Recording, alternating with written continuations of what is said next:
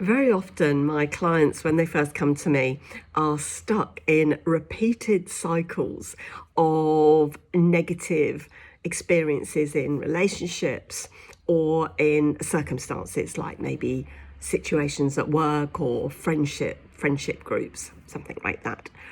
And what happens is, even though they might be really successful in their own right, they do well at work or they've got their own business and that's thriving, they still find themselves in these repeated cycles of anxiety in a relationship, or not feeling good enough, or feeling full of doubt. And we all know it, don't we? We all know deep down inside when something's not right for us, when we've outgrown a relationship, when we've outgrown a set of circumstances or friends, when we have tried to shoehorn ourselves into a particular set of relationships or a particular set of circumstances to fit in. It's like trying to mold a square into a round hole and vice versa. And what I see are these people who stay in these circumstances, in relationships where maybe they're even being a bit bullied, or that person is making them feel or they allow themselves to feel less than. Situations where they feel ostracized, where they feel as though whatever they do, they can't do enough. So why stay? Why perpetuate that? And there are many, many reasons for it. And one of those reasons is habit. When we're young, we can sometimes get used to always having to try and make something work out, even though it's not. And when we're young, we don't always get the choice. So it could have been something like really maybe a bit of an overbearing mother or father, somebody who's always being like, you should have done better, you should have done more. How can you get away from that when you're little? So you're always trying to maybe do more at school, or you're trying to just check the circumstances just to make sure that mom and dad or your caregivers they're okay, they're in a good space, and then you can talk about that thing.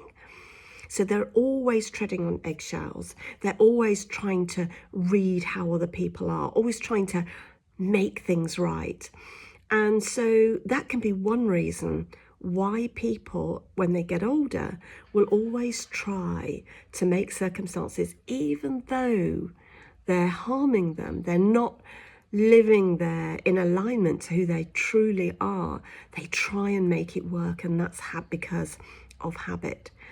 Another reason why I see people staying in circumstances that are no longer suiting them is because they are really deeply empathic, and they have got this natural empathy button where it's like, I can sort this, I understand, if I stick at it, I can make this right.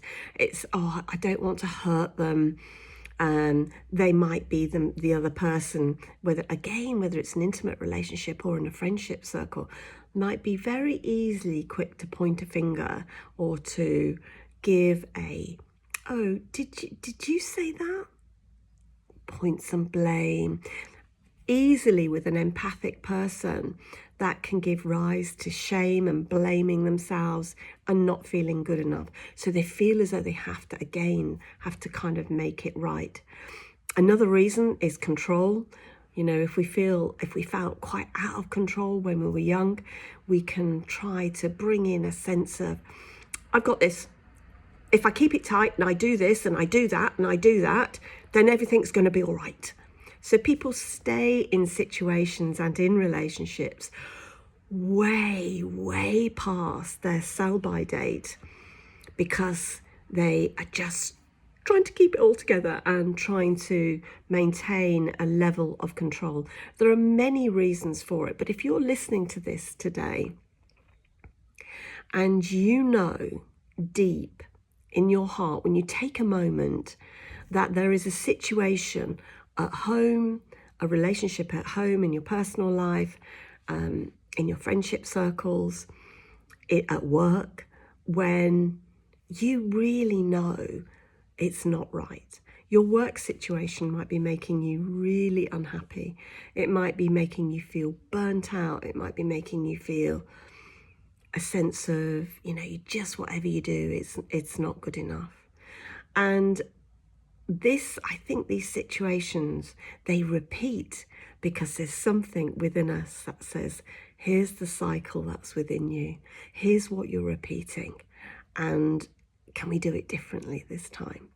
And if you always maintain the same reactions, the same way of being, you're going to get the same results. You're going to feel the same way over and over and over again. So you can move the company, you can change your environment, you can even change your partner, you can even get a brand new friendship group, brand new best friend, and you still feel the same over time or in time, because that pattern within you, that automatic pattern of that cycle repeating itself, is going to rise at some point, because it's trying to say to you, we're not in alignment. This isn't who you really are.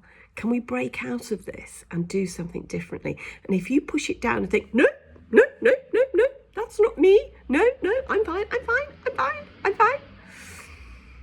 We've all been there, me included. When we ignore it, we're ignoring our truly aligned self. We're ignoring the chance to make a difference, to step out and become someone we might never have been before.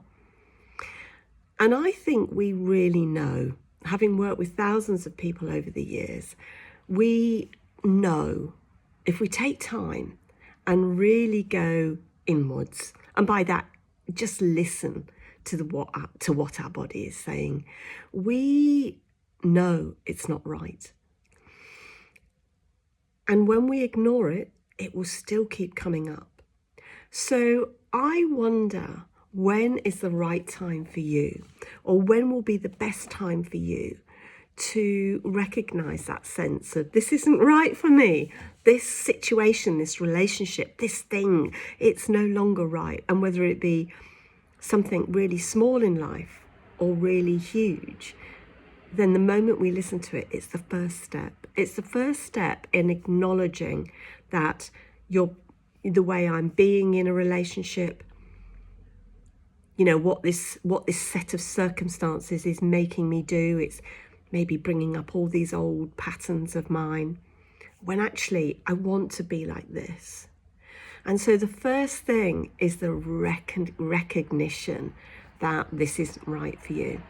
And then I would say, because most people I work with can be pretty hard on themselves when we first start working together, I would say be easy on yourself. Say to that younger you did your best. You did your best, guy, girl. You did your best.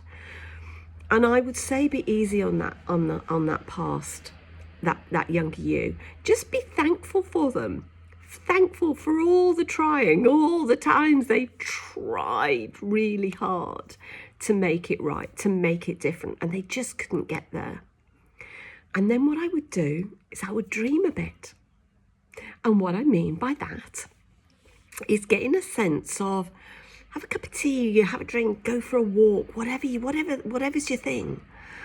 And just take time to really connect with what you do, what you would like, how you would like a working relationship to be, how you would love an intimate, a personal, a friendship relationship to be. Get into how it would feel inside, and you'll start to get the contrast. And this sets in motion something in the law of attraction, in terms of this amazing quantum universe in which we live.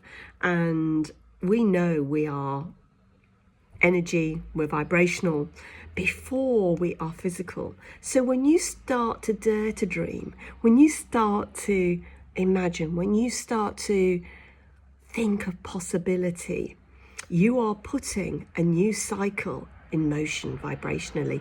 You're starting to say to the universe, this is, oh yeah, I feel that, oh yeah, oh I'd like that, oh yes, yeah. And then you make a decision. Make a decision to do one thing a little bit differently. It might be too big a leap to go to a different company immediately or start applying to jobs. It might be too much to finish a relationship. But I can absolutely promise you, if you start to hold the dream of what you would love, things will start to change. You will start to change. And when you can start to act, even if it's only in a small way, slightly differently in a situation, it might be occasionally saying no to something, putting yourself first, whatever the situation is.